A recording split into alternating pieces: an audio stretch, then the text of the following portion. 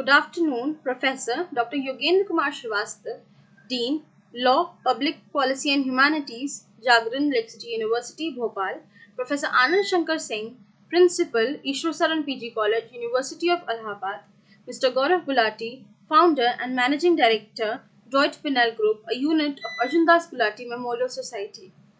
I, Gauri Gulati, welcome you all to the day 6th of 15 days online refresher course organized by Ishwar PG College, University of Allahabad in collaboration with Dwight Pinal Group, a unit of Arjun Das Gulati Memorial Society. For the 6th session, we have Professor Dr. Yogendra Kumar Srivastava. Professor Yogendra Kumar Srivastava is nationally awarded academician in the area of legal education. His rich experience in academia, a government sector, has earned him many accolades. Professor Srivastava received gold medal in Bachelor of Science. In addition to his doctorate in law, he has widened the horizons of his qualification through postgraduate diploma in journalism and mass communication and human rights. He specializes in international law, insurance law, environmental law, labor law, and human rights. His academic career spanned through many prestigious institutions like National Law Institute, University, Bhopal, etc., where he was responsible for many creative initiatives for academic progress, such as organizing many international and national events. Apart from a glorious career in academics, he also has a wide experience of working for the government as a court officer in Customs, Excise and Service Tax Appellant Tribunal, Department of Revenue, Ministry of Finance, Government of India. Professor Srivastava's academic research is widely published in many reputed journals, and he has authored many books as well. Significantly, he has contributed about 600 editorial articles for leading newspapers, both in English and Hindi. He has been associated with many universities in different academic bodies too. We are really honored to have you with us, sir. Now, I would request sir to proceed with the session. The topic for today is skills and ethics in legal teaching. We are professor, though we are a dean or a vice chancellor, but we all are teachers, either assistant professor. If you will just see the definition of teacher, then you will realize teacher includes assistant professor, associate professors, professors, and even a vice chancellor is exceptionally, they are not belong to this teaching fraternity, but they are also a teacher. So this is our responsibility to transfer the knowledge in the best way, because if a student cannot understand whatever you are delivering in classroom, then definitely is a big question mark on us. I'm saying on us. So definitely there is some fault, and this is basically a very, very important skill which is required. Though we are very strong in communication, if we entirely fail to communicate it to the students, then definitely there is a problem in our teaching. Then knowledge of subject, and law is a very wide area. Sometimes we are claiming we are expert in criminal law, civil law, jurisprudence, constitutional law, and nowadays emerging law, cyber security, health law and medicine law. If you are talking about space law, international commercial arbitration, and a number of branches are now being developed in the area of law. And sometimes we are claiming we can teach only this, but you all will be agree with me. In the beginning, in the initial stage, I'm 100% confident all law teachers are teaching different papers. Sometimes even they are not getting an opportunity to teach their specialized papers. So suppose you have a specialization in international law, or you have a specialization in criminal law, if you have a specialization in constitutional law, but you are teaching insurance law, you are teaching environmental law. But if you are teaching insurance law, if you are teaching banking law, if you are teaching constitutional law, other than your specialized area, then this is also very important for us. In the beginning of our career, we should teach a number of papers. because this will give you a wide range and it will develop you as a good quality teacher. Why I'm saying? Because ultimately, as and when you start teaching CPC, as and when you start teaching insurance law, banking law, or a space law, or a health and medicine law, or whatever the topic, which new topic is allocated to you, then you start thinking in that perspective, and you will be in a better position after some time. To correlate it. Even if you are teaching insurance law, you can easily talk about the preamble. It's the largest democracy, socialist, and welfare state. That's why number of social insurance schemes launched by the central government as well as by the state government, like for farmers, for vendors, for vulnerable groups. They've launched a number of social welfare insurance schemes, and you can easily correlate it with the constitution. How? Because you better understand the concepts of constitutional law. If you are teaching insurance law or banking law or any other paper, you can easily correlate it. So it depends upon some kind on teachers, see how they can better utilize, and subject knowledge is very, very important.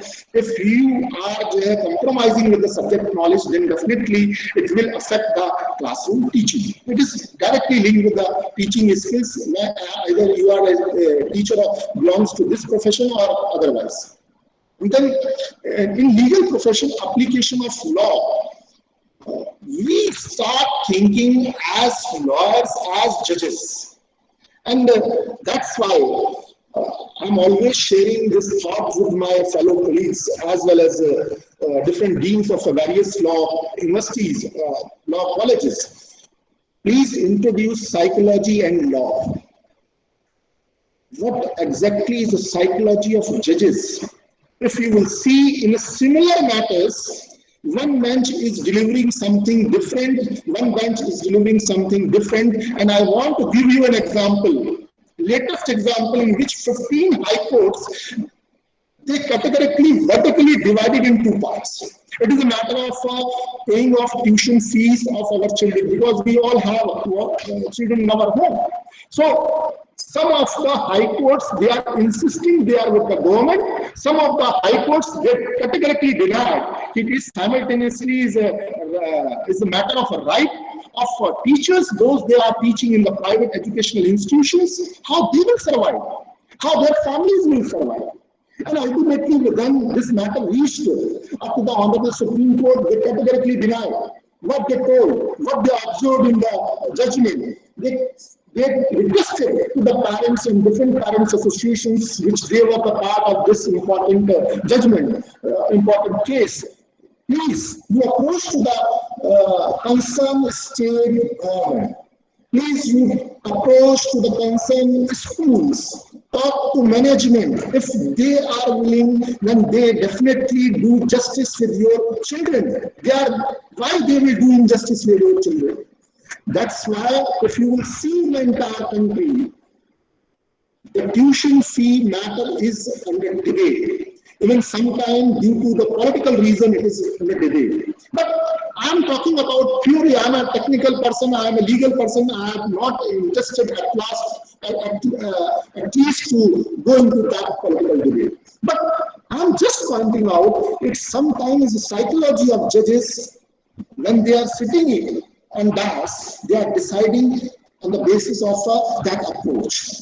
And I'm saying this is application of law in this way. This is an application of mind by the judges in one state, in another state. So we cannot dispute, we cannot question to the honorable judges, honorable high courts, because it's their discretion vested with them. Definitely, they have a right to do so. And then ultimately in teaching, confidence is very important.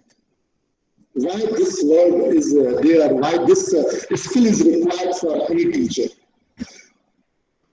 We as a teacher, I am also a teacher, every day we are playing a drama, live drama in classroom.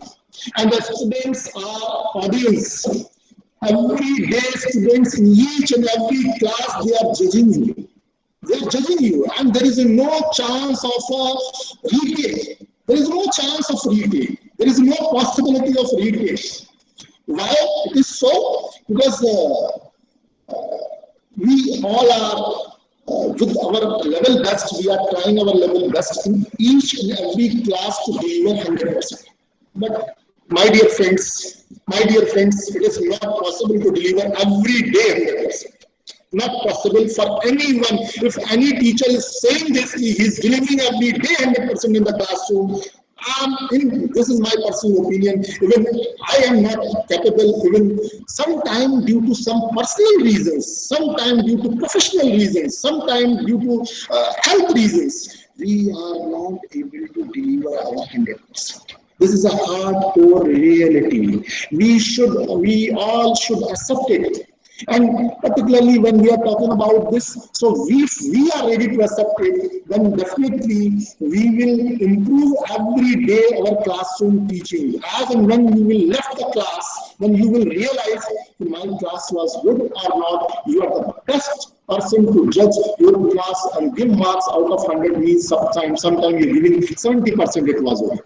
I'm happy 70%, 80%. And today is outstanding. I'm very, very happy with my class and the response which I have received from the side of the students. Oh, marvelous.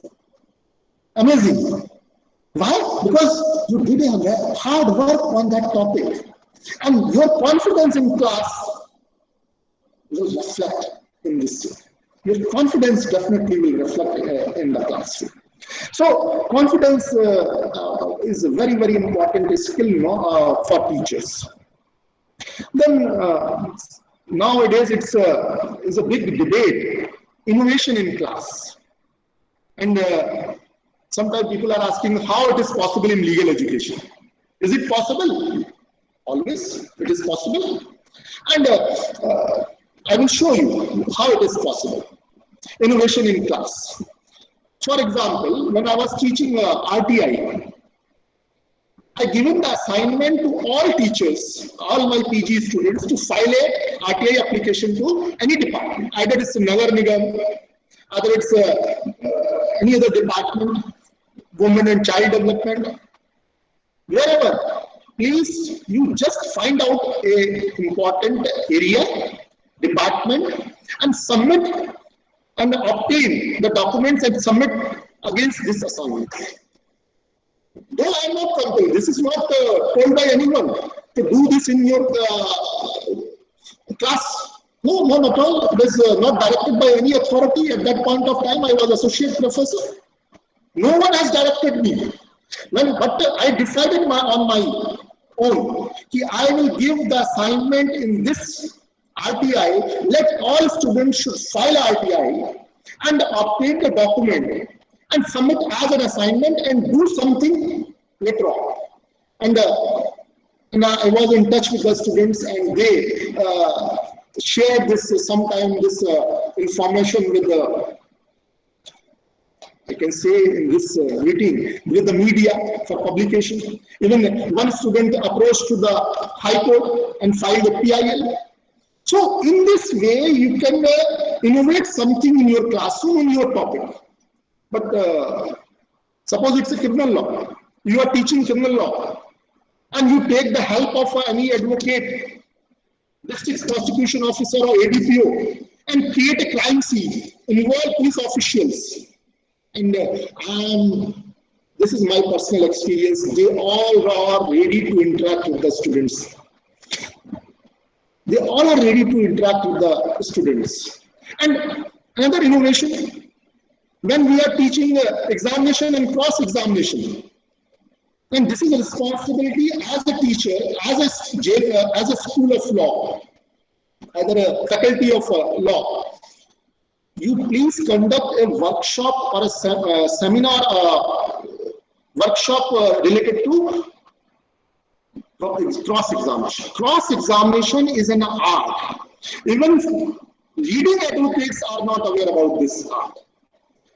So when we conducted a workshop for our students, we divided into, this is for exclusively for 4th year and 5th year, that's why I am giving this example. And I requested to the present Lokayukta Justice N.K. Gupta sir, and he was so happy. he spent about 8+ hours full day with us, with our students, and trained our students. And the students from 4th year, 5th year, they sat together in a hall, and he arranged the one medical officer who is an expert in the PM postmortem, and then one investigating officer of the rank of a deputy superintendent of police, and one legal officer from the locality itself, and he himself. And when there was a completion of cross-examination by the team of students, then he started cross-examining the persons. Then how, in this way, if we are approaching, we are doing anything in the interest, larger interest of the students, then you will see innovation in our teaching pedagogy.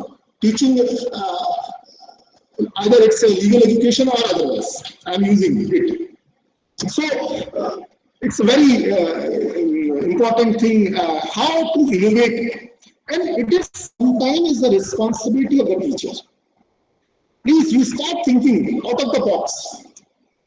In every paper it is possible. I can say in every paper, even we can say it's not a good interesting paper. Even it's a legal writing, but I can say. Even legal writing is a very, very important area. As and when you started teaching how to draft contract, international contracts, and nowadays, recently we conducted one webinar session with the founder of Lakshmi Kumaran and Sridharan. V. Sridharan is talking about in every area. If you want to develop your skills, then the contract is very, very important. Contract law is very important. This he shared with our students. So, and he mentioned categorically about Mulla and Munda books, not recent editions. He's talking about old editions. Please, you go and read.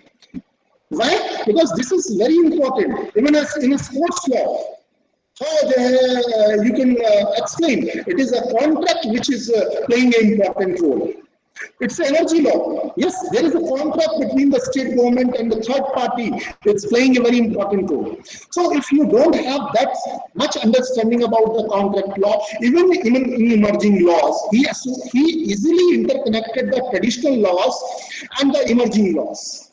Because we are nowadays, we are not giving full respect to our traditional laws. We are thinking nowadays the whole professionalism or whole chance we have, career opportunities which we have only in the emerging areas. No, it is not true. You all will be agree with me that there is a lot of opportunity even today in a criminal law. Lot of opportunities we have. Even in CPC, if you have expertise, if we are transferring this knowledge to our students, and if in day-to-day affairs, if they are regularly attending mega lok adalats or family courts, then they are developing their understandings. And this depends upon our innovation in class. And I want to share, I want to appreciate, I'm mentioning, I was a part of one board of studies, very prestigious university of NCR region, I don't want to mention the name. They categorically divided 30% segment for this purpose, training purpose, attending courts and moot court exercises, legal aid clinic, and we are calling it litigation, debate, deliberation, and argumentation skills.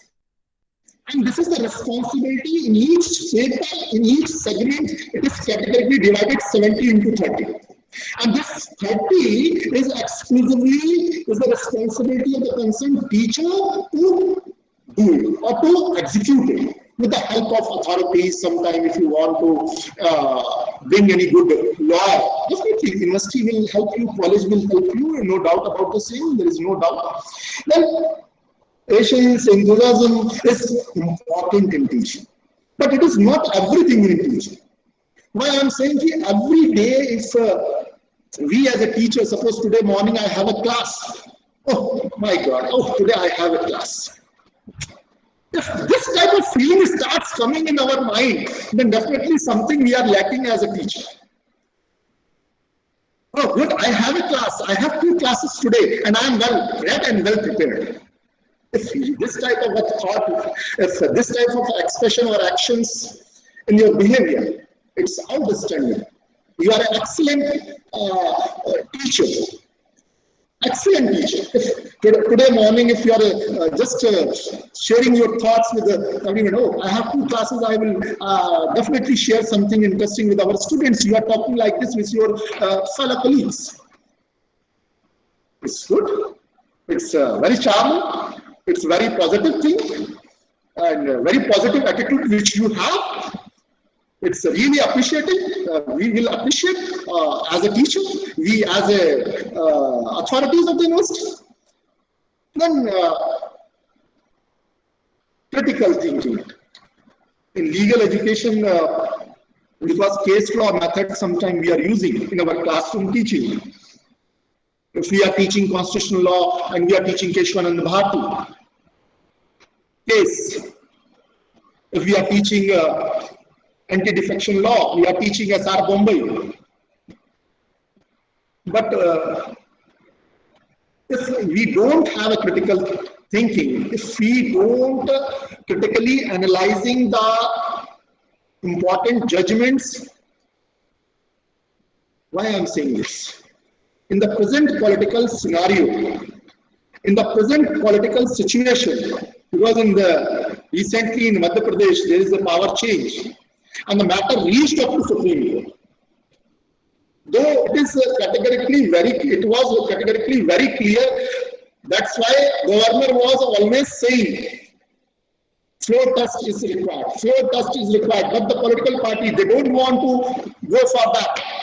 So critical analysis, and we will just cite the latest judgments vis-a-vis old judgments. As and when we have started teaching the old important historical judgments, definitely we will cite the latest judgment in which it was endorsed by the Honorable Court. They are following the historical judgments, but there is a twist. In fact, there is a change in the scenario. Then this critical thinking not only is required from the side of the students, but simultaneously it is required from our side. If we are doing so, we started thinking as a lawyer. We started thinking as a judge, what they will think, and how Abhishek Manu Singhi sir or any leading lawyer will argue before the court. And this type of hypothetical situation, or otherwise sometimes hypothetical situation, we will create and give a case to the students, and you will see the change. They started working on that. You divide in groups, then they will appreciate teacher, because it all depends upon your critical thinking. It directly linked with the innovation also. Innovation in class, it is interlinked. Critical thinking, innovation, sometimes these skills are interlinked and completing your personality. And this will play, definitely this will play a major role. And we will do justice with the students. We will do the justice and conflict resolution. And sometimes they are thinking conflict resolution. Sir, I want to share with my all friends, conflict resolution concept is present in our Indian cultures since time immemorial. But we are restricting. There is a Indian law, there is a foreign law, which is started from Western countries. No, not at all. Let we start sharing this with our students. What is a Gram Panchayat? What is a Gram Panchayat? Is the smallest body, even a very strong body which we have in our system. They can easily resolve any conflict. Even we are doing it. Though there is a Khap Panchayat is invalid, illegal, unconstitutional, declared by the Honorable Supreme Court, it means that there is no Khap Panchayat is running right now in the Haryana or nearby region, Western Uttar Pradesh. I'm just asking this question to myself. What is a Khap Panchayat? Definitely it is not a legal body. Khap Panchayat is not a legal body nowadays, but they are still working and they are resolving the issues. But we are not with them as and when it is illegal. It is unconstitutional. That's why then it is invalid in the eye of law. We will not with them. We will not support such type of activities either by a Gram Panchayat or a legal body or by a Khap Panchayat illegal body. But though we will share, it is present in our system. So conflict resolution in a very smaller sense, in a very narrow sense, if we will analyze within a classroom, it is not a conflict between the student and the student. It is not a conflict between the student and teacher. We can easily, amicably, we will resolve it because we have such potential as and when we enter into this profession, we have such potential to resolve every situation or to handle every situation within the classroom. That's why we are a teacher. I cannot question any teacher. They are capable. They are all doing marvelous job in the classroom. To some extent, sometimes someone is doing good, someone is average, something, but no one is below the average. Every teacher is performing and doing best. If we will say that these all 14 or more than that or less than that, the skills will present in every teacher. I cannot say. I am not claiming I have all these 14 skills in my personality, in my character. I am not saying it. Sometimes I have few, sometimes I have others. There is some strong points which I have, sometimes I have weak points. We accept in every human being. It is very common. It is very obvious. No one is a complete. If we are saying anyone is a complete means a God. Allah. Jesus. They all are complete. We can say, with all the skills, with all due respect, we can say. Then definitely dedication and leadership, because everyone is responsible in their respective schools, where they are, or university or college, they are getting an opportunity to serve administrative positions. For example, proctorial, they are the part of the proctorial board, they are the part of centers, they are heading centers, they are heading important institutions within the university, they are the part of board of studies. So sometimes this leadership skill, and I am doing in my university, in my school now, 3 schools are under me. I am giving full credit to my junior most faculty, they are doing everything. I am not doing anything. Because if we start taking all credits, then it's a gross injustice we are doing with the faculty members. As and when you hold the leadership position, you start giving the credits to others. This is my humble request to all my young friends or old friends, whoever they are attending this important professional course. This is my appeal to all. If you are a leader, please you start giving full credit to others. Otherwise, it will be a gross injustice with the juniors, with the junior faculty members. And we all as senior faculty members,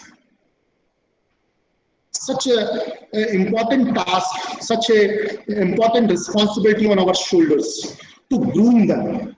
Because in India, otherwise in foreign countries, teaching profession is a very noble, even in India is a noble profession. But the society is not giving full respect, though as per UGC norms, we are getting salaries equivalent to deputy secretary, secretary or principal secretary or chief secretary, as the case may be wherever they are there on the basis of their grades. So this is important for us. So accordingly, if we will move ahead, then research skills, professional attitude, method of teaching like case law methodology, crime scene, which I have already discussed with you. But I want to again focus on research skills, why it is so important. Please you motivate your students to start writing blogs. I'm just sharing, if you allow me, then I want to share one example with all of you. This is the experiment we did with the first year students, and we are doing continuously from last 5 years. When the result is awesome, is excellent. We requested to the students, there is an internal assignment 1 and internal assignment 2 in English. I'm talking about English. Please you start writing letters to the editor. Letters to the editors.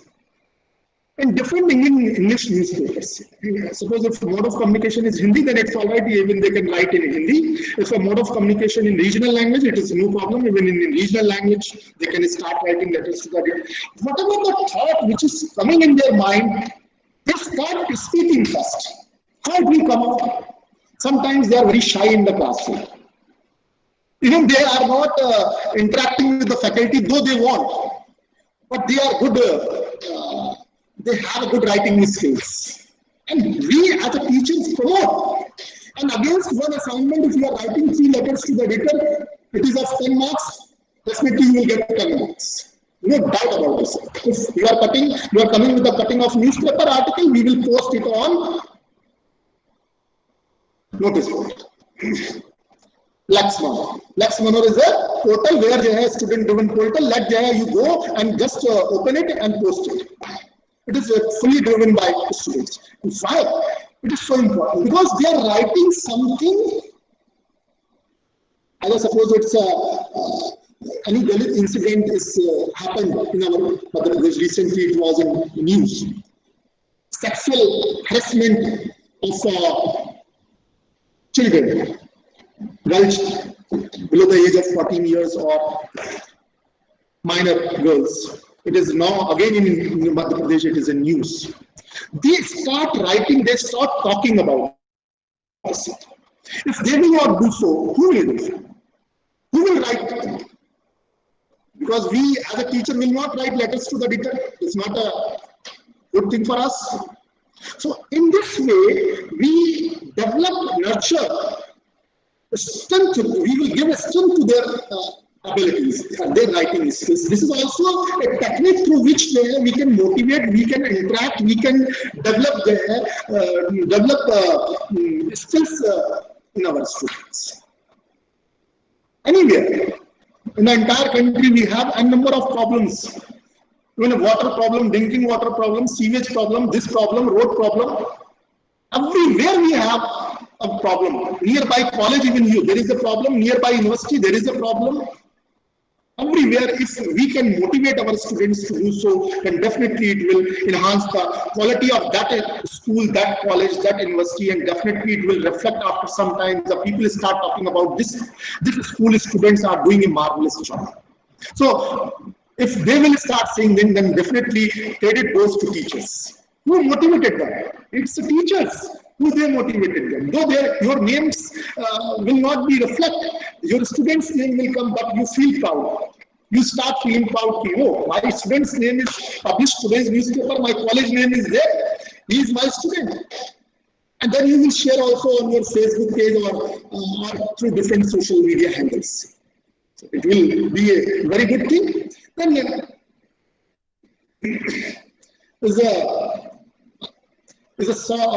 sometimes we are calling it a professional ethics, either in legal profession as a law teacher or otherwise. Very common. We all are aware. We all are aware about these words, but we are following in our professional life is a big question mark. Is a big question mark. I want to start with an example. When we are talking about professional ethics, sometimes we are not realizing what we are doing. When a student start taking liberty with the teacher, if you as a male teacher and a student is a female student, if you as a female faculty, then a student is a male student. And even up to that extent, sometimes you are seeing that a student is sitting on your chair, allocated space, wherever it is.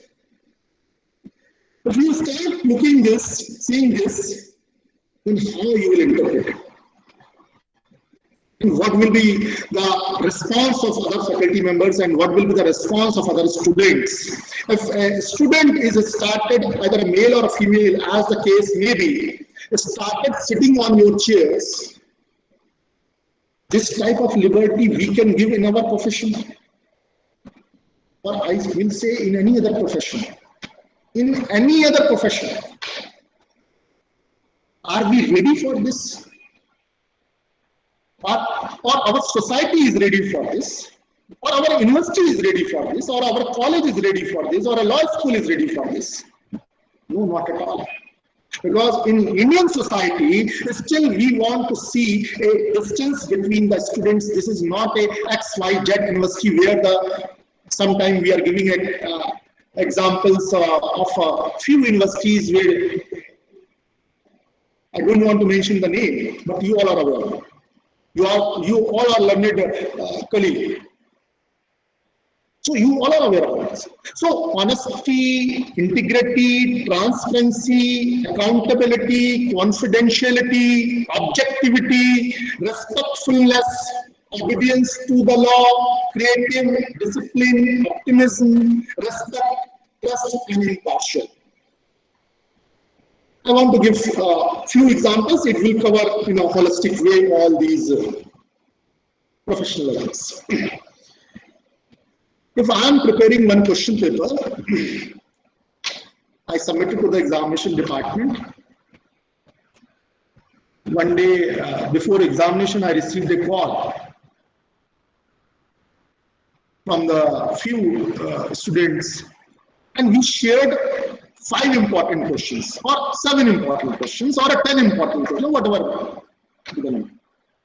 Is it not a big question mark on our integrity? It is not a question mark on our honesty. If we will read the definition given by the Honorable Supreme Court of corruption, corruption not restricted within the monetary sense, in courts, within that monetary sense, if we are doing this kind of favor to any student, is fall under that category, is a corruption which we are doing. It is against the professional ethics, and particularly in our profession, it is unacceptable. Unacceptable. It is not possible at all. You will share the questions with a few group of students. I can quote. And sometime, second point, sometime we as a teacher are getting an opportunity to hold important position in government examination bodies. For example, in Madhya Pradesh, we are calling it a professional examination board. Earlier it was a Vyapam. Vyavasayik Pariksha Mandal. And we as a professor, government is appointing us on the position of controller of examination. And I think you all are aware about the big scam. We are calling it a Vyapam scam. It's related to medical examination, it is related to other competitive examination, it is related to other government opportunities. Government posts were filled through professional examination board or Vyapam.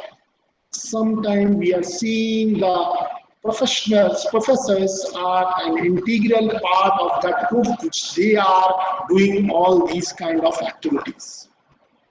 Not only in our university, we are responsible to maintain that. Not at all. Till last leg, if you are a professor, I'm not saying assistant professor, associate professor, or a professor.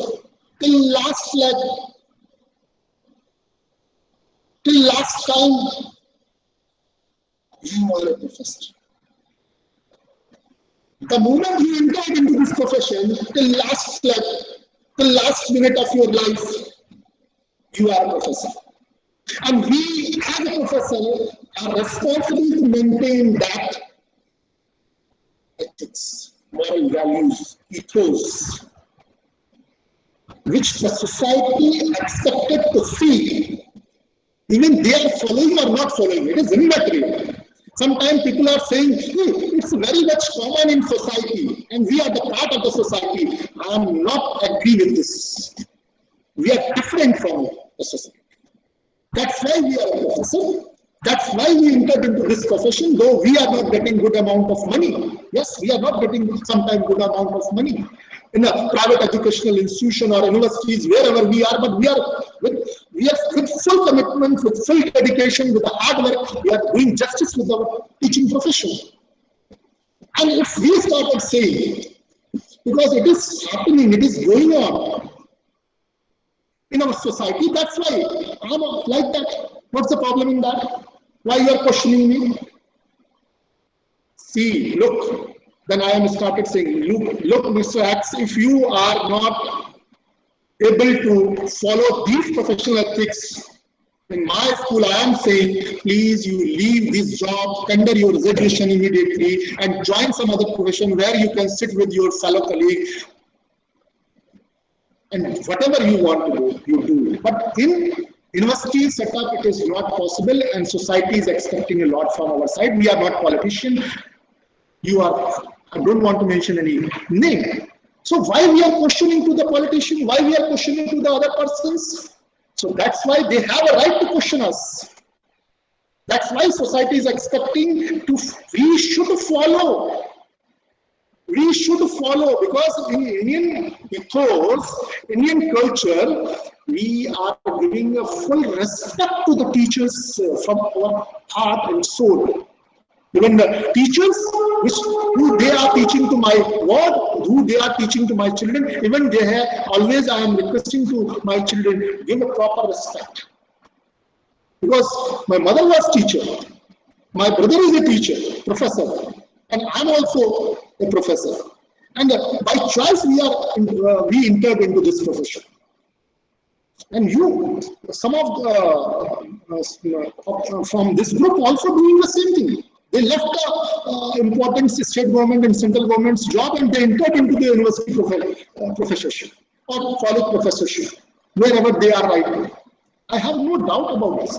But we cannot compromise with these ethics.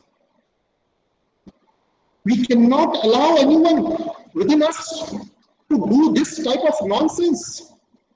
If you are doing this type of nonsense, and corruption, not, I want to mention, even I want to mention the name of the universities, law universities, where we are seeing corruption is rampant. Corruption is going on, and they are in news, but no one has the courage to take action against these universities, because ultimately they are directly governed by the honorable judges. You are not aware about the fact. It is in news. It is sometimes in national media. What is happening? For what reasons? And who they are responsible? We as a society, we have onus to write something on that. We have a responsibility to talk about the same. That's why I'm sharing. So if something is missing out of these 40, honesty, integrity, whatever the points it is mentioned, then definitely we are not eligible to continue as a professor. I'm saying for myself, as and when I started lacking anything, I prefer to leave the job. And this, all are knowing me, whoever they are aware about my personality. As and when anything out of these I start lacking, I will immediately resign from the job. Why? Because this is, we as a professor, our professional ethics are required. To some extent, we can compromise here. Suppose you are not creative, like innovation in your class you are doing, it's all right.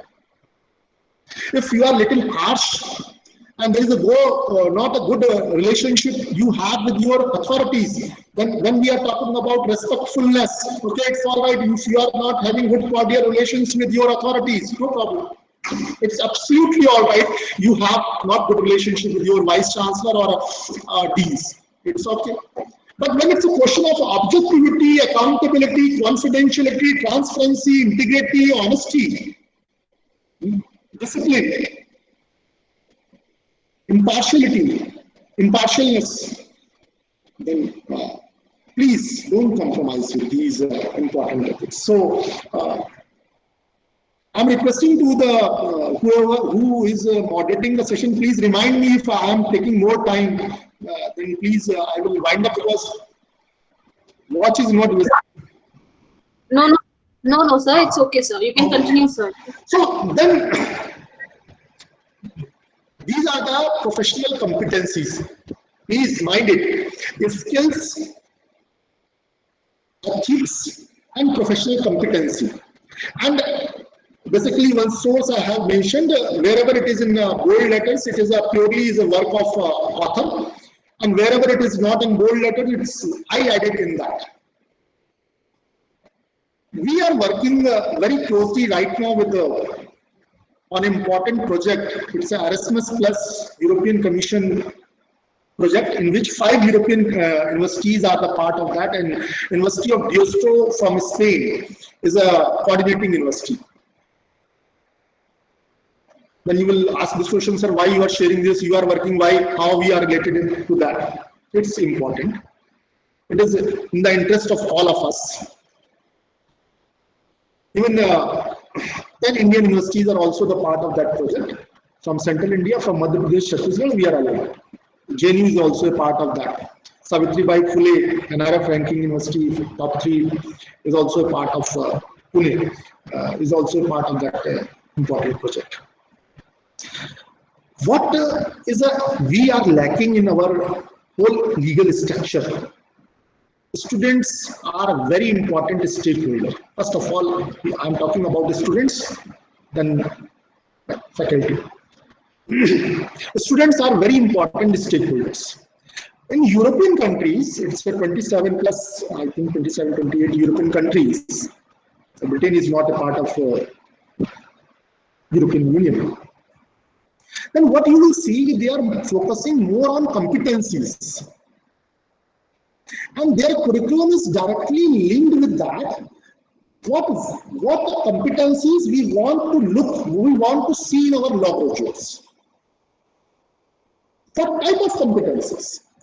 And when we started working on that, I mean, Shanta Kumar sir was the part of that initially because he was with the GD Goenka University Dean and Pro-Vice Chancellor. Now he's a Vice Chancellor of GNU. We worked together even at that point of time. Now he is not a part of this committee. Then what they are focusing, where they are working right now, their syllabus is entirely packed with the competencies. They are not disturbing our syllabus. Suppose it's a criminal law, IPC, CRPC evidence, they are not interested to touch even a word. Yeah, whatever you are teaching in a constitutional law, you will please teach. But how we will develop competencies in our students? Ultimately, what we are seeing after 5-year or a 3-year course, completion of 5-year or 3-year course, he is not capable enough to write even a bail application. And it is a hardcore reality, sir. Either it's a northern region or a southern region or wherever we are, a western region or eastern region. We should realize, we should accept this hardcore reality. Sometime even in Tehsil level or district level courts, you will visit, you will automatically find out. Suppose we will just start thinking about 5 leading criminal lawyers, it would be not more than 5. Civil lawyers, it would be not more than 6, 7. So it is the case in every district we have. Even in High Court, where to approach for criminal matters, it's only 5 or 10. Where we will approach for civil matters, constitutional matters, is in Supreme Court. It is only few advocates we have. Then yesterday we have seen in Rajasthan's case, when one person is appearing from London on behalf of Sachin Pilot, and one is appearing on behalf of Congress. I am just mentioning very few selected lawyers we have in different streams, specializations. What they are doing, why we are working together and improving the whole syllabus. And we started incorporating competencies. As I have already shared with you all, We have a 5-year integrated course, English 1, English 2 is a compulsory. It is altogether is a Bar Council of India mandate. So that's why it's a part of that syllabus. In some universities we don't have, I am not disputing that. Then if you will see what we added, for example, it's a communication skills. Communication skills 1, communication skills 2. When we started working on that competencies where we are not matching with the European standards, then communication skills is a 1, research skills is a 2nd, drafting skill is a 3rd, analytical skills is a 4th. Likewise, we created a specific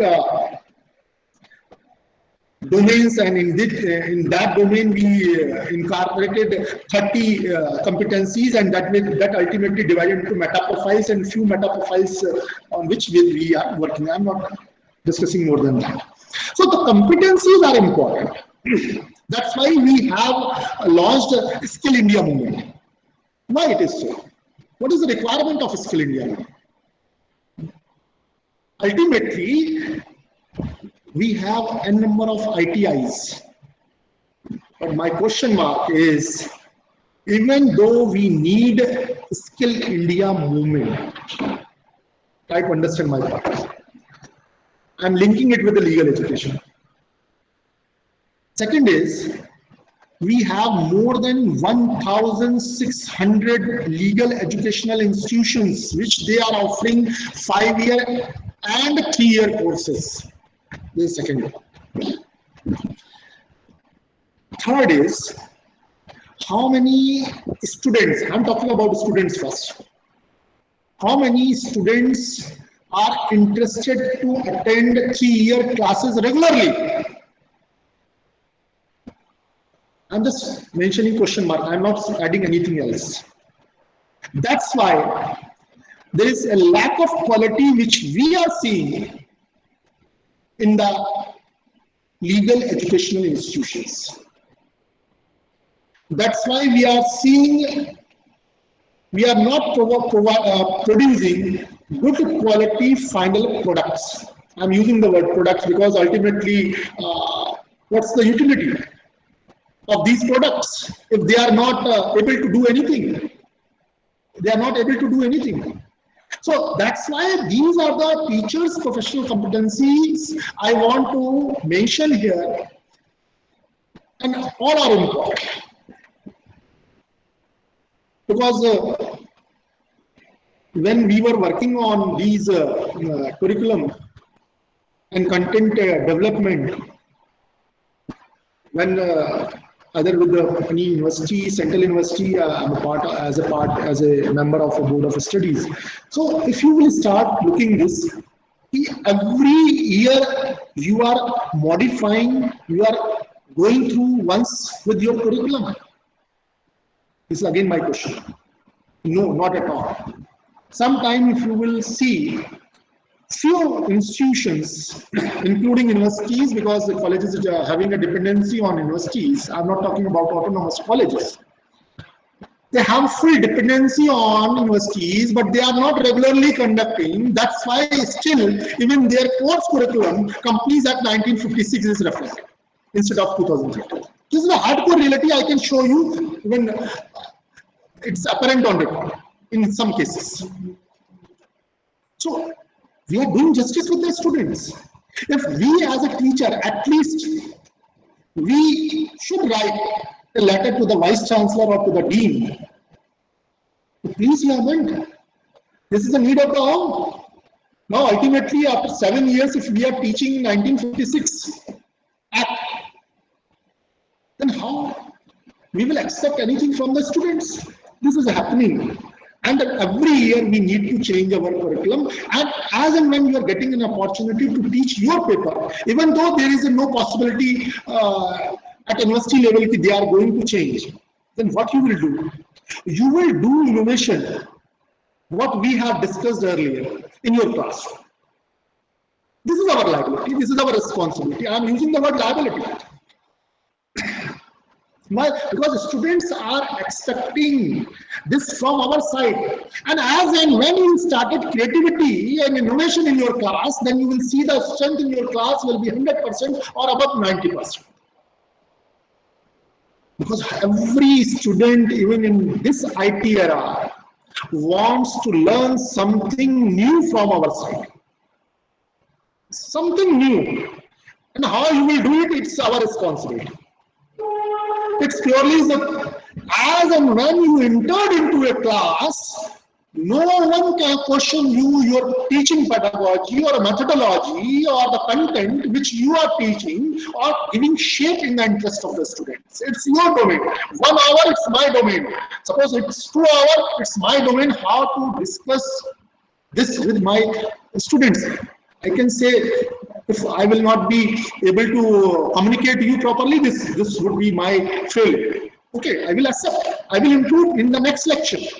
But if as and when I will enter, and suppose a topic is allocated to me or a paper is allocated to me is any law paper, then how? And even in humanities, I am sitting with my faculty; those they are teaching humanities paper, sociology, or even a legal history or history paper, history 1, 2, or 3. I am discussing every time with the humanities teacher.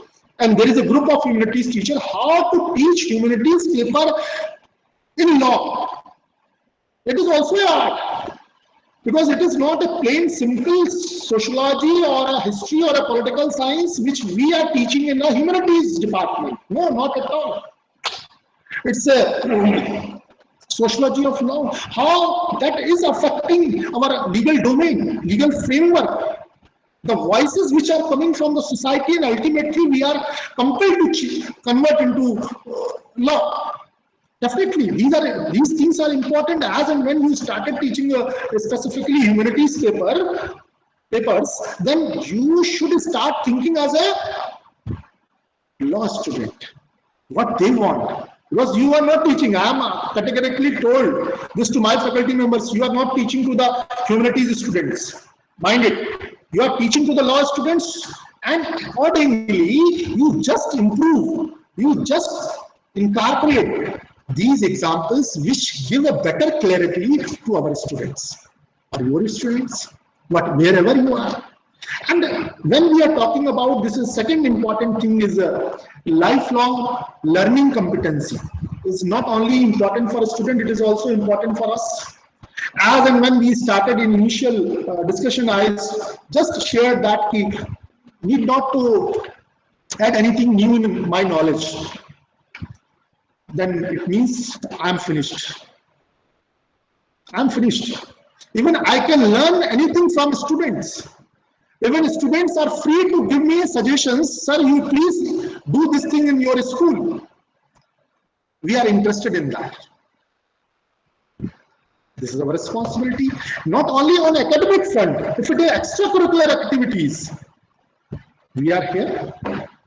So if we are ready to work as a lifelong learner, is a competency is required in every person, is required to gain that in the interest of institution. Rather, we will say in the interest of individual. In the interest of individual, everything is in the interest of individual. If you are incorporating, if you are accepting, if you are doing, if you are sharing that with the students, or it is in the larger interest of the institution or university or college. Then the whole, as a law teacher, the socio-economic, legal, political scenario every time is important. Because recently I was the part of one important webinar session conducted by NLSIU in collaboration with the Karnataka state government. It is for urban bodies, role of urban bodies vis-a-vis migrant workers problem. So if you will start realizing that it's a social problem, it's an economic problem, it's a legal problem, and as well as it's a political. And they compiled a beautiful report, because we are very closely right now working in Central India as a nodal university. We are working on different projects jointly. It's definitely due to our MOU which we have with the NLSI Bangalore. So, migrant workers problem, what's the social problem? What's the political problem? In Maharashtra, CM is saying something, in Bihar, CM is saying something, or in Uttar Pradesh, CM is saying something. But when we as a faculty started teaching this topic, and it is directly in law, poverty and development, because I'm again repeating that, because when we are giving the shape to that syllabus there, law, poverty and development, I request you please add this topic. This is a relevant topic right now. And how we can do justice, it is directly linked with the law, poverty and development. There is a poverty, there is a unemployment, there is a illiteracy, there is a lack of execution of government orders. There is a lack of, it means Manrega in the rural areas. That's why they are started leaving that place. And it is the responsibility of government to do something. So all are issues relevant for us. And then emotional competency. Basically, it's an emotional question. We are very much talking about IQ. But nowadays, this emotional quotient is very, very important part of our personality. Not only as a teacher, even as a human being. As a human being is our responsibility, and I can, with proud privilege, hats off to all warriors right now working, medical team, which they are working everywhere in the entire country. Doctors, paramedical staff, even Nagar Nigam, police officials, law enforcement agencies. What the emotions which we have towards these departments? Sometimes there is no good emotions which we have seen in the news articles. I am not going through that. Communication competency and ICT competency, because nowadays it is more relevant, and this webinar is a part, this refresher course is conducted, we are conducting through this Google Meet, and we are conducting our classroom through Google Classroom. So what is the utility of this type of ICT tools which we are using right now in this extraordinary time? Extraordinary, because otherwise we were not aware about the utility or exposure of these tools, and how quickly. I'm not saying 100% students how quickly. It doesn't mean 100% students they adopted, because they don't have sometimes smartphone, they don't have a internet facility, whatever the reasons we have. But I am talking about these ICT competencies exclusively for teachers right now is important. Either you belong to primary school or a secondary school or a college or a university. But simultaneously, though few universities, they conducted their examinations, completed their examination tasks successfully. But what is happening in Delhi? This is also a matter of debate. We will give a general promotion to all or not. We will UGC come out with some guidelines. It's a matter of debate. I don't want to enter in that debate. Leave it.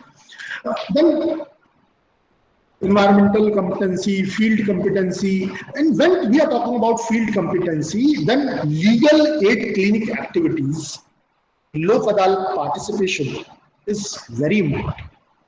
Then research competency and use of online legal databases.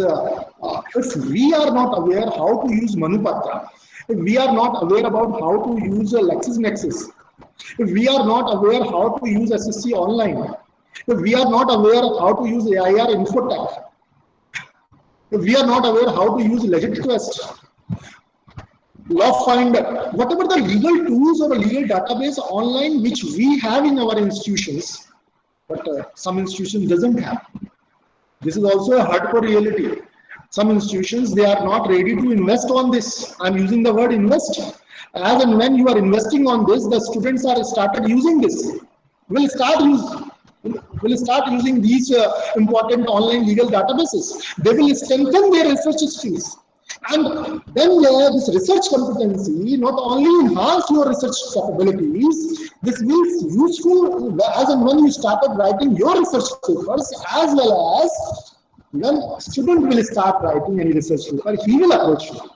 He is fully aware that this faculty members at least in a year writing 2-3 good quality research papers. Students are very much aware about the competencies of the faculty members.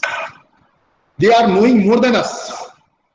They are knowing sometimes more than us. This is the hardcore reality. Either we will accept or we will not accept.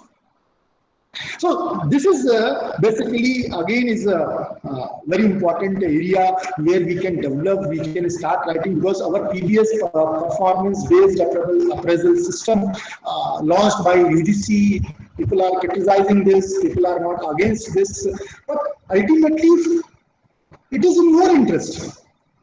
At least as and when, if you are a doctorate after 4 years, if you are submitting your PBS for 6,000 to 7,000, now it is a matrix. I am not going into that matrix, but I am talking about the movement of from 6,000 to 7,000, 7,000 to 8,000, then associate professorship, or from associate professor to professorship. All these things are important. This is in your interest. And the moment you will strengthen your research capabilities, then what will happen? It will affect in your classroom teaching. It will strengthen your classroom teaching. You will be in a position to support students more and more. How? You will have that capacity. So please don't think this is an extra burden on you to write 2 papers, 2 research papers. This is my humble request. Whoever they are attending are the part of this refresher course, as well as to communicate this to your fellow colleagues. This is in our interest. If I am writing something, or if I am sharing something with my learned friends, then definitely it will be in the interest of the society, in the interest of the students. And if definitely, suppose you are a criminal law expert, if you are a constitutional law expert, if you are an IPR expert, if you are a cyber law, cyber security expert, as a teacher, in that domain you have your specialization, you did your LLM degree, you acquired your LLM degree, as well as you are pursuing research, or you completed your research in that particular domain. And then if you stop everything there after completing your PhD degree, it means you are not doing justice with yourself. You are not doing justice with yourself. Why? Because you are limiting your scope. You have a lot of potential. Every human being has a lot of potential, but he is using not more than 5%. It is apparent on the record. Science has proved. Even sometimes people are saying 3% to 5%. But if you start using that caliber, if you start using that potential, you will get the benefit of that. Dr. Yogi Srivastava will get the benefit of that? No. Likewise, we will be instrumental in communicating this to the students. If you are improving your research skills, research competency, then definitely you will get the benefit of that. And ultimately, when you will join to your law firm, there is only a work of research, because they are working as a law clerk. Now, what is the role of law clerk? The role of law clerk is to provide a brief to the seniors. Because sometimes law clerks never got, no point of time they are getting any opportunity to appear before the tribunals, commissions, high court, district court, or a Supreme Court. So they are supposed to brief their seniors. So they are preparing brief of and putting it on a file. So ultimately that research will be more useful at that point of time when they will join any office of law. So it's a in next 5 years or they are developing their qualities, we are nurturing them. So this is a very important point. So now onwards I will ask questions. This is a basically assignment for in my opinion, need not to give any assignment to learned friends. They all are teachers. We are giving assignments to others. But if you will see, it is little interesting. Even assignments questions are a little different. Who was your favorite teacher? Why? On the basis of our discussion, cite reasons. I'm concluding, then I will ask questions. If you have any questions in last 20 minutes, then we will take up that questions. That will be good for us. What is your methodology of teaching? Are you satisfied? You are supposed to give the answer. You are the best judge. Assess yourself with 10 justifications and grounds. Are you maintaining a high standards of ethics in your academic life? You are the best judge. Analyze in light of today's discussion on your own and give marks out of 10. This is your responsibility. Please give marks out of 10 to yourself. Honesty, integrity, confidentiality, on the basis of all important points, give marks to yourself. This is my humble request as a teacher with folded hands. If you are giving less than 8 marks, then definitely there is a problem in overall personality. Even up to 8, there is a possibility to improve yourself. If out of 10 you are giving to yourself, it means you are not doing justice with yourself. It is never possible. If there is a chance of improvement in everyone's life. And the question, assignment question, do you agree, disagree with me? That whatever wrongs are going on within the society are also reflected in professional behavior of teachers? It's a general comment. Generally, we are saying, as I have already shared with you, no, this is due to society, that's why there is a reflection on my child. Are we ready for that? If I will say that, because this is going on in the society, that's why there is a reflection on our child. Are we ready? Are we ready to accept it? No, parents, they are ready to accept this. They want to see good qualities in their children. If we want to see good qualities in our children, then this is our responsibility, because parents are showing their faith and trust in us, and that's why they are admitting their wards in our institutions, including universities, colleges, deemed universities, private law colleges, wherever we are. It's our responsibility. We step into the shoes of parents. We as a guardian should be responsible to guide students properly. If we are not doing, we will say no, it's their responsibility. Because mostly the students are spending a lot of time with us. Lot of time. From morning 9 to they are leaving home at 8. They are catching their buses from 8 to 4 and they are reaching back to their home at 6. So in this period they are with us. Can we compromise with our responsibility? Can we compromise? We are ready to compromise with our responsibilities. No, not at all. So this is my request to moderator. Please allow one by one to the learned friends. They will ask question, then we will respond. Then I will try my level best in my best capacity to answer. Yes, participants, you can unmute yourself and ask. One by one. Yes, one by one. Good afternoon, sir. Yes, good afternoon. Sir, I'm from Bangalore. I'm a research scholar with Law School, National Law School, Bangalore. Yes. A couple of doubts or clarification, if you could help us through. One was regarding English as a language which is mandatory by the Bar Council. And they've they've asked for 2 semesters of English. But don't you also think there should be a paper where the second paper of English should be on law and language rather than the fundamentals of English, sir? Yes. So it's a very good question. We already have a compulsory paper, English 1, English 2. You rightly pointed out that. What you want to add in that law and language, we have already a paper of legal writing. Sometimes you will see legal writing 1, legal writing 2, legal writing 3. So it is categorically legal writing 1 is talking about contracts, legal writing 2 is talking about drafts, petitions, etc. So very much we are covering that. Now the question is this: you want to add this as a law and language. So I want to share my personal example how Right. If you all along, then how we are innovating in that sense. We introduced in our JLU School of Law and Literature, Right, sir. psychology and law, because this is the, if you will go through with the different universities, if you will Google, take help of Google Pandit, then you will see this is very much important part, integral part of the syllabus or curriculum. Right, sir.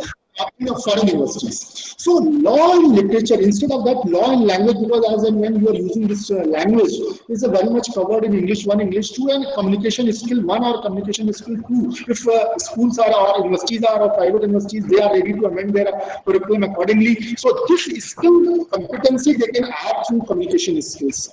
So Oh. in my opinion, we will add law and literature, psychology and law. So we already added, this is an integral part of 5-year integrated course in BLLB, BBLLB honors. So the students are appreciating a lot because the moment you realize, I am giving an example, justification. If you will go through with the Merchant of Venice, there is a concept of it. There is a concept of law. And your students, they are not aware about the same. And how beautifully we can correlate law and literature. This is our responsibility as a teacher. This is our responsibility as my responsibility as a dean to just give a shit.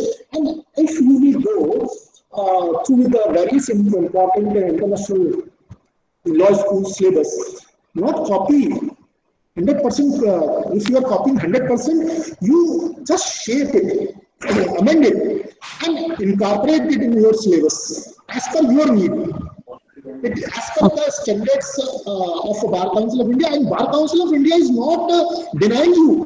They are just giving a mandate and directions to include these many papers, and otherwise you are free to add anything. So Right. we added this, my dear friend, we added this as an elective paper. And in every even semester, there is an elective paper. The sports law is one elective paper. Medicine and health law is one elective paper. Psychology and law is one elective paper. Law and literature is an elective paper. This is other than the module which we are offering to our students. And communication skills 1 and communication skill 2 is an important ingredient. Though all universities have a moot court, legal aid, clinic compulsory paper, we also have. But my point is this: how moot court you added in your syllabus. It is started from 7th semester onward or 5th semester onward.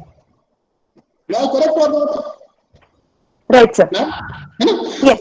So my request to all learned friends, please you insist in your school, law schools, because we added this moot court in the very first semester, and it is an integral 1 hour per week, per batch.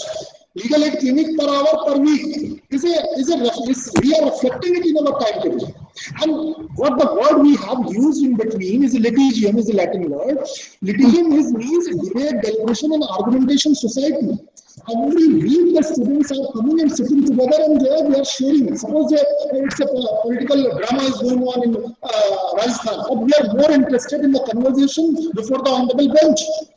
Right. So that is important for us. And if we are giving that space to our students from very first semester, they automatically will join hands with their seniors ultimately. Right, So sir. this is my request. See, we will add innovative thing in our teaching other than the prescribed syllabus by the Bar Council. It's a very good question. Right. Thank you so much, sir. I just have one question, if I may ask. Just one more. So usually when we look into the skills and values of students, what a law college must have, we usually see the kind of research going on in the West, and we take it from them. The West report is that we in India do not or hasn't taken initiative like that in India to identify the skills, especially considering the different kinds of colleges we have. Because we have different types of colleges, being an affiliated college or otherwise, we still refer to the West to identify this particular skills and values. Thanks, madam, for asking this question. Thanks a lot. I am just sharing one information, even though you all are aware. Professor Anar Madhav Menon sir is a father of modern legal education. Right. And we introduced a 5-year course first time in NLS. Now it is NLSIU Bangalore. I shared, when I met with sir, I shared this, my personal views with the sir. What was the objective of this, of these law universities? Right. To produce good quality lawyers. They will enter into the litigation and they will also join simultaneously the bench. But it is entirely missing. This is one point. And the second, they will contribute a lot in the form of research. In fact, the moment you are entering into any law university, they are not doing any research. They stop doing even whatever they are doing earlier. And they are not interested to even get from the PBS form. Performance-based appraisal form. It is the mandate of a UGC. As and when you want to switch from 6,000 to 7,000 to 8,000 to 9,000 to 10,000. Anyhow, we are managing that. We are completing that formalities and numbering system which we have. Then ultimately, what is going on? Then I want to give an example to my learned friend, to all my friends. NLU Delhi is playing a very important role. Very important role. And in fact, I have one important research paper written by Professor G.S. Bajpai. He is the presently registrar of National Law University Delhi, with his research scholar Neha Kapoor. It is title is on innovative teaching pedagogies in law. Innovative teaching pedagogies in law, a critical analysis of methods and tools. It's a very beautifully written research paper. And my request to all learned friends, few important persons on their own individual level, they are doing research on it. And second important thing, if you will see, NLSIU is also contributing a lot, but if just go through and search, they have centers, they have government projects. So whatever the research is right now going on is regarding completion of projects and the submission of reports, because they are getting good amount of money. So ultimately, that research is restricted within that domain from where they are getting this amount of money for that, exclusively for that purpose. So they are submitting, they are there, getting more and more projects. But individual research and in focus on the research as such by students as well as from the side of the faculty as overall, it is missing entirely. And I entirely agree, we all are responsible, including myself. Right. But for your kind information, with proud privilege, don't take it otherwise. In last, we started our university in 2013. We started law school in 2014-15. This is the 7th year of the law school we are entering. But till date, our faculty members has wrote more than 70 research papers in good quality research journals, as well as 20 books published. And it is mandatory. And our students have wrote more than 100 research papers in good quality research papers. It is absent on the board, and every year I am sharing my school's report with legal fraternity across the country. It is on my own I am doing. This is my habit. This is my practice. So it depends upon sometime on you. How you can run, how you want to run. The moment you enter into the any good quality university, you stop doing anything. And you are more interested in projects rather than individual research. Right. Hello, sir. This is Shyam Chakraborty from Tripura Government Law College. Sir, my question is, as English language and law cannot be separated, especially seeing it from the context of India, due to diverse languages, cultures, and so on, how law and English literature can fit into this? As before joining law, sir, I was also a student of literature, and we have characters like Portia in Merchant of Venice and so on. My actual question is, sir, how law and literature can go together? From what context we can justify this, and how much productive it will be in cultivating ethics among the future legal practitioners, future judges, and future law academicians? Good question. It is divided into 2-3 parts, so I will try my level best to answer it. Regional languages are playing an important role, and recently, if you will see, the Supreme Court of India even coming out with at least 8 in 8 languages they are producing their judgments. They are sharing their judgments. So, what difficulty we have faced in different regions, and how it is so important in regional language. Though English is a basic language which we are using in our various high courts as well as before the Supreme Court, is a constitutional mandate which we have. I'm not denying that.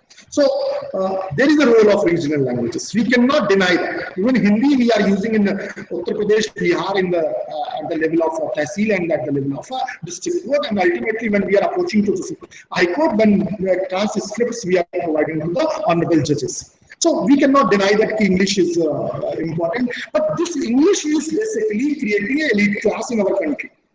This English is responsible. We are not ready to accept this. Sometimes these national universities in different regions, they are not ready to join hands together with the regional institutions. Why? What's the problem in that? It's their responsibility as a big brother to nurture. And ultimately, this point was shared, and this was ultimately the aim of the law universities, to strengthen legal education in the respective regions. Suppose, for example, we have NLIU. This is a responsibility of the NLIU to strengthen legal education in Madhya Pradesh. It's a responsibility of the NALSA to strengthen legal education in Andhra Pradesh.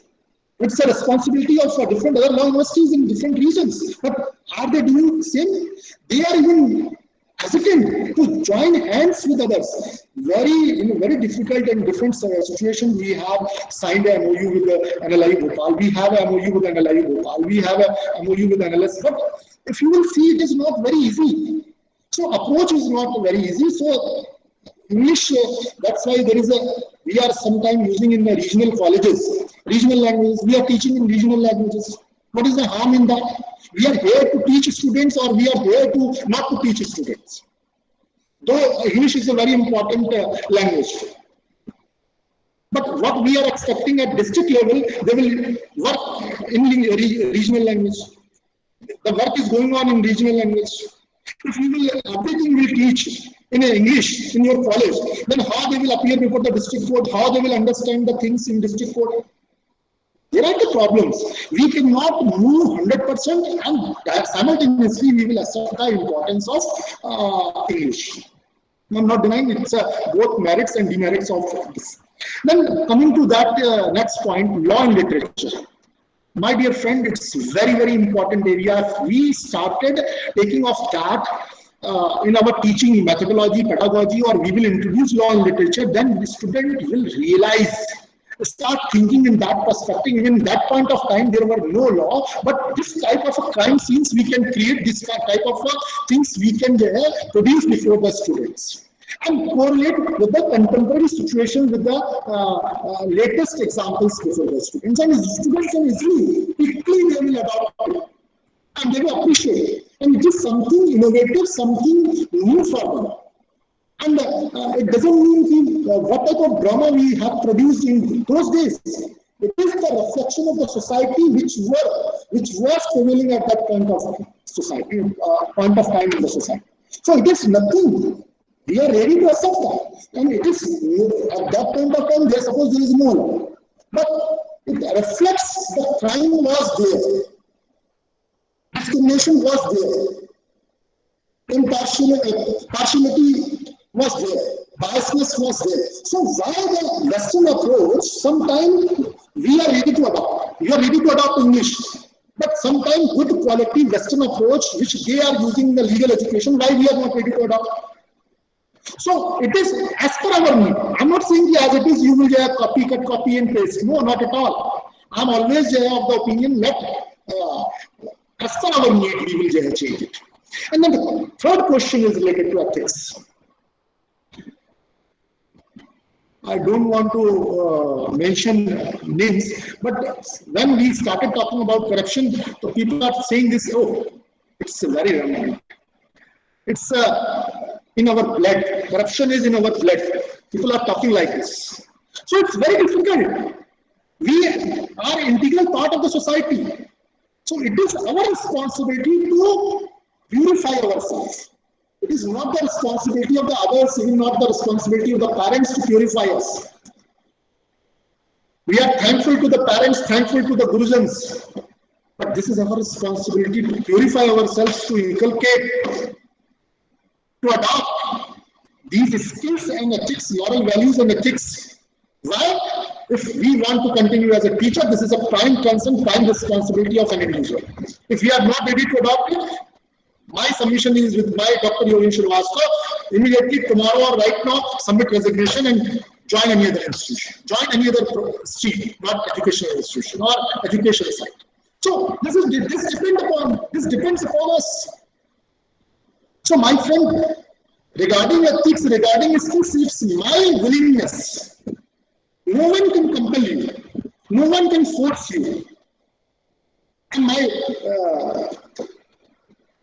I'm not mentioning anything, but my tenure in SESTEC, Custom Excise and Service Tax Appellate Tribunal, I fought against corruption. And there was a judgment of R.K. Jain versus Indirect Tax Practitioners Association of Supreme Court in which they defined internal and external whistleblower. I worked as an internal whistleblower there. So it depends upon us. We are ready. There was a threat of my life, but we are ready to accept it. So it is my destiny. That's why I'm here. So this is my question. I don't want to. I give opportunity to others. Please, others. Hello. Sir, I have a question. Please. Hello. Yes, please. Sir, my question is sometimes when we are using methodology in a practical way, in case study and other things, it takes a lot of time. Because then you have to give them time to prepare and then to respond, and in that 1 hour you can lose very easily without completing the syllabi, or sometimes we are lacking behind the syllabi also. That time frame sometimes stops our to just go to the next topic instead of doing or taking all the method teaching pedagogy in our own way in a practical. And how to address this issue, sir? Ma'am, if you will just take an example of creation of a crime scene. So it is when you are creating a crime scene in open space, it is useful for even for seniors, not for only existing batches. They will also enjoy. It is not during the class hours, because we are giving an opportunity to other students also. So suppose their classes will over by 2 or 3, or we will conduct it on Saturdays. It depends upon the university administration. It depends upon you. It's depend upon you. So it is, you are the best judge when you are supposed to conduct this type of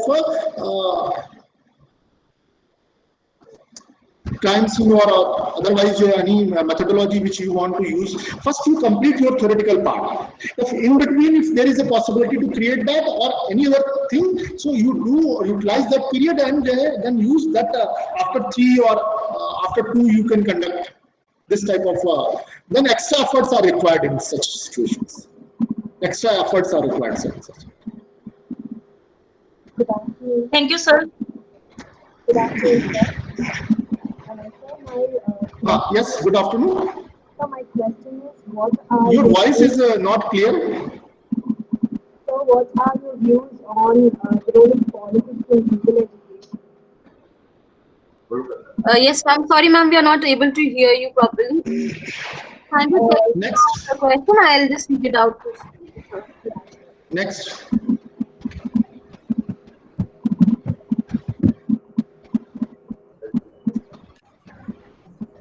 Good afternoon. Good afternoon, sir. This is Andarshi from Tamil Nadu. It was an excellent presentation and very beautifully explained. In our teaching. My question is relating to the syllabus patterns. In India, relating to the legal education system followed, we have different syllabus patterns relating to national law schools. We have a different syllabus pattern, and the pattern of teaching also differs. And universities and then to law colleges. Why is there such a difference in a democratic country like us? Should we really encourage this?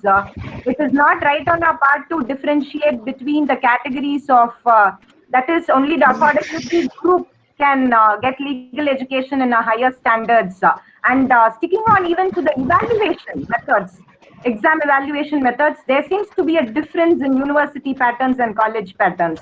Shouldn't it should be rectified, no, sir? So what can be done regarding this? Very good question, madam. It is divided into two parts. I will give answer in two parts. First is related to syllabus. I am humbly asking this question to all. CRPC evidence and IPC. Is the syllabus is a different? Constitution of India syllabus is different? No, not at all. Syllabus is a different. Dear friends. Then come to related aspect of this, the teaching pedagogies. Who they are teaching there? We all teachers are responsible to teach either in a national law university or a central university or a state university or a deemed university or a private university or a private law college or private law schools. Sometimes we are not ready to deliver. I am not ready to deliver. Sometimes I am not ready to deliver. I am not saying you are not ready. I am not ready to deliver. Then this is my responsibility to adopt these teaching pedagogies. Latest teaching pedagogies or methodologies. Suppose law universities, what they are doing extra? They are not doing anything extra, please. They are only, there is a only mode of communication is in English. They are using case law methods. More and more they are citing latest case laws. They have good quality infrastructure. They have good quality libraries. They have all journals in their libraries. Their latest journals, international journals, online journals, everything. And it is the students, they are doing a hard work because they are getting good quality students from the class. Is it true in our case? No, not at all. It is not. It is true in our case. So that's why the students which are with us, they want more labor. We will do more hard work. Why it is so? Because they are coming from different districts. Sometimes it is backward, average, good developed district. So sometimes it reflects in classroom. So as and when we are teaching in regional colleges, regional state law colleges, then the responsibility of teacher is little different as compared to the responsibilities of the teacher they are teaching in law universities. So we understand that. So otherwise syllabus more or less is same. And the second is evaluation pattern. I am entirely agree with you on this point. I am entirely agree with you. They are preparing papers on their own. They are evaluating the papers on their own. There is internal assessments, they are doing the internal assessments, everything they are doing on their own. But in the state university and central universities, in colleges, we are sending copies outside the universities. We are not aware to who will prepare the paper.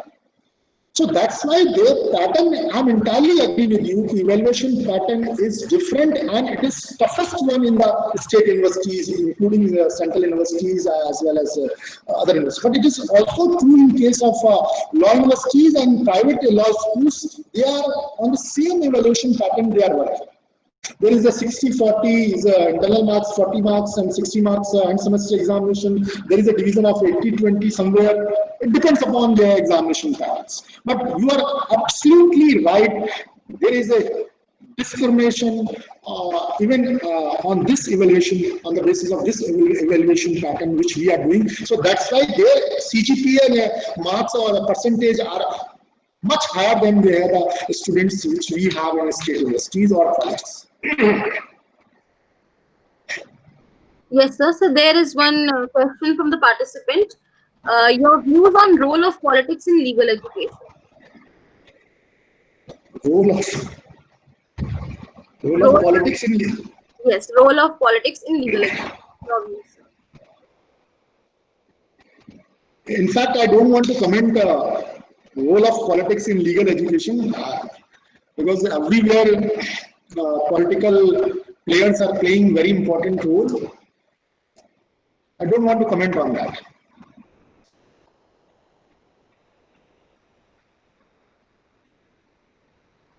Any more questions from the participants? Last question. Any questions from the participants? Hello? Yes. Hello? Yes. Are you hearing me? Yes. You are audible. Yeah. Hello, sir. This is Dr. BP Mahesha, Principal of SDR Law College, Bangalore. Welcome, sir. Welcome. Thank you, sir. It's a wonderful session. I think in my teaching journey, you are the only person who accepted the truth that the top schools are not coming down to take up the initiative to enrich the local colleges. Not a local college, it's a rural college with enrichment. So, is it possible to have at this juncture to have a consortium for law schools, that is law colleges, to go ahead with research activities or development of legal education? Sir, thanks for appreciating my words. I want to share one thing with you, sir. The moment when we started our journey as a law school, Yes, sir. there was a remark by one the then existing vice chancellor of the country, of the prestigious law university. You will not get even 10 students. And presently we have more than 600 students with us. Super. And now we have a MOU with the prestigious NLIU Bhopal, NLSIU Bangalore, and RGNLU Patiala. So it depends upon sometime wherever we are. Suppose I am in any college. My brother is in right now in very good college of Lucknow University. He is professor there. So in the field of mathematics, he did a lot. Everyone wants to do a work with him or with that college in that extreme.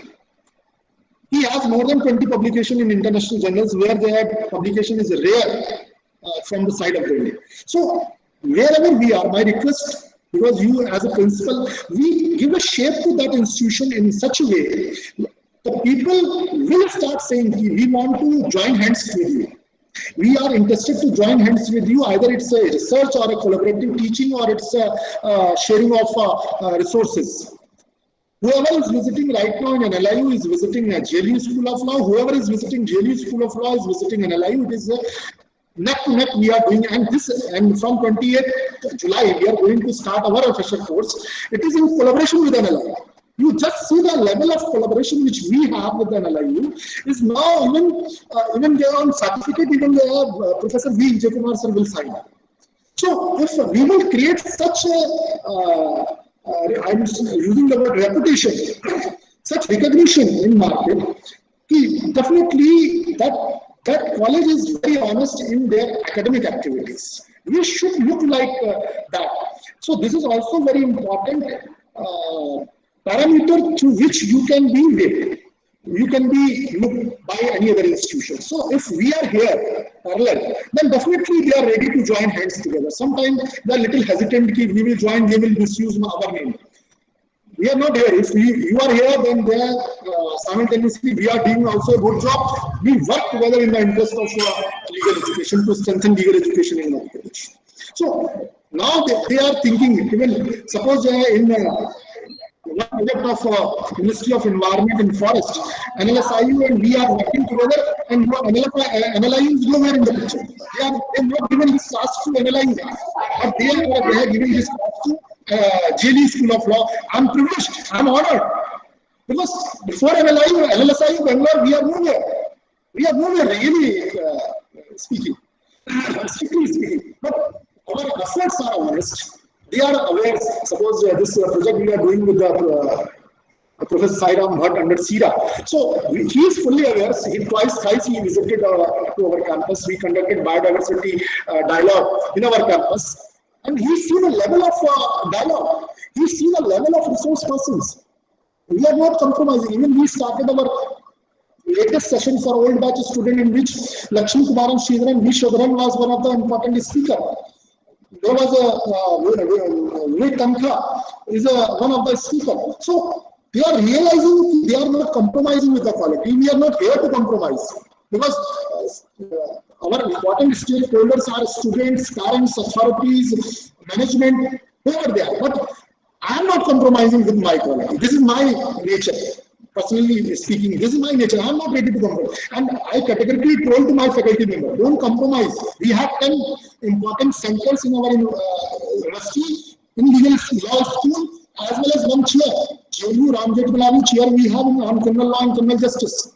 We are offering LLM in criminal law and criminal justice. We are offering LLM in corporate and IP law. We are offering LLM alone in cyber law and cyber security. You will not see this cyber law and cyber security LLM anywhere.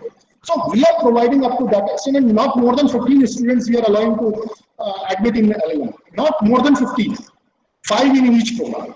So if you are following strictly the quality criteria, then definitely people are ready. I am 100% sure people are ready to join hands with good persons, with good quality institutions. Nowadays, we cannot ignore anyone. It's a collaborative effort through which we can strengthen legal education, not only in India as well as abroad. And if we are together, we are joining hands in the larger interest of the society, in the larger interest of the students, parents, institutions, then definitely we will get the results. We will get the results. Sir, good afternoon. This is Dr. Devanshu Shrivastava. Yes, Devanshu. Yes, so thank you for the session. My only question is in regards that the points that we were mentioning, don't you feel that the role of Bar Council of India, because every year, every of these 1600 plus law colleges, they are submitting a hefty amount on the name of the registration, and the role that all that we are talking about should be a monitoring role, more of a Bar Council of India balanced through the state bar councils. Your take on that, sir? Devanshu, I agree with your point of view, and a few important influential persons are instrumental, and we are expecting a change in coming years. We are expecting a change in coming years. Only this I want to add in your question. You will see a sea change in the coming years. That I can say. Okay, sir. Thank you, sir. Can we conclude, moderator? Yes, sir. I want to say thanks to the organizers, thanks to participants for giving me this opportunity to interact with you. The mistakes are mine, and whatever you like, please adopt it. Whatever you don't like, please ignore it. This is my humble request to you all. Thanks. Thank you so much, sir. I would really like to extend my heartfelt gratitude on behalf of the PG College, University of Allahabad and Joyce Finale Group. And thank you for sparing your precious time with us. And it was really an interactive session with you. Thank you so much, sir. Okay. Thank you. Thank you so much, sir.